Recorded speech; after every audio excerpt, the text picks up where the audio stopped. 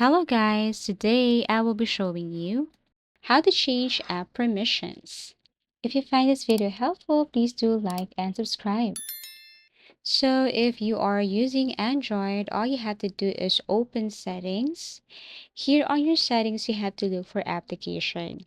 Mostly you should look for the app management. Tap on app list. And then here you have to select the application you want to manage.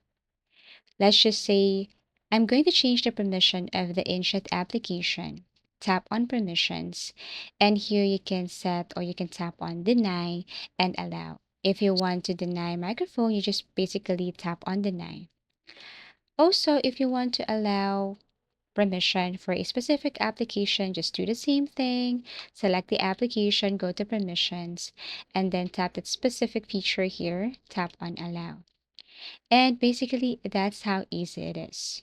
You can also go to Settings, Privacy, Permission Manager to see all application using a specific permission, such as camera, microphone, location.